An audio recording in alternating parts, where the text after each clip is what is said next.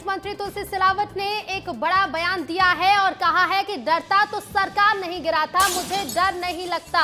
ये कहना है एमपी कैबिनेट मंत्री तुलसी सिलावट का। मध्य प्रदेश के कैबिनेट मंत्री तुलसी सिलावट ने बड़ा बयान दिया है, कहा है डरता तो सरकार नहीं गिराता, मुझे डर नहीं लगता।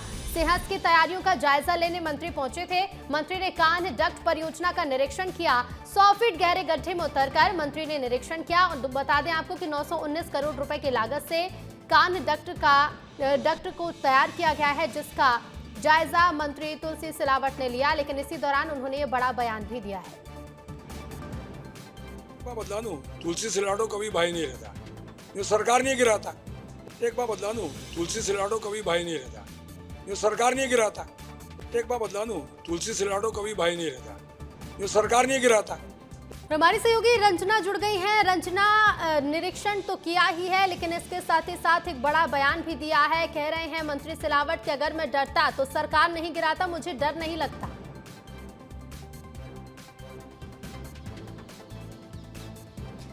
देखिए रितु, आमतौर पर अगर मंत्री तुलसी सिलावट से बात की जाती है तो वो गंभीर ही नजर आते हैं, आमतौर पर बचते हुए नजर आते हैं। लेकिन जब वो सिंहस्थ 2028 की तैयारियों की निरीक्षण करने के लिए पहुंचे और जब उनसे पत्रकारों ने सवाल पूछा तो बहुत ही बेतुकासा जो जवाब है वो मंत्री तुलसी सिलावट ने दिया। उन्होंने जब वो 100 फीट गड्ढे में नीचे उतर रहे थे तो उस दौरान कहा गया कि कहीं आपको डर तो नहीं लग रहा है, और ऐसे में जो तुलसी सिलावट है उन्होंने जवाब दिया कि डरता तो सरकार नहीं गिराता। तो ऐसे में जब उन्होंने ये जवाब दिया है, इसको जोड़कर अगर देखा जाए तो इसे बेतुका ही कहेंगे, क्योंकि जब उन्होंने ऐसा कदम उठाया उसको लंबा वक्त बीत चुका है, काफ़ी समय बीत चुका है, और ऐसे में अब उस दौर को याद करके वो ये बताना चाहते हैं कि वो किसी से नहीं डरते हैं और ना ही उन्हें कोई डरा सकता है।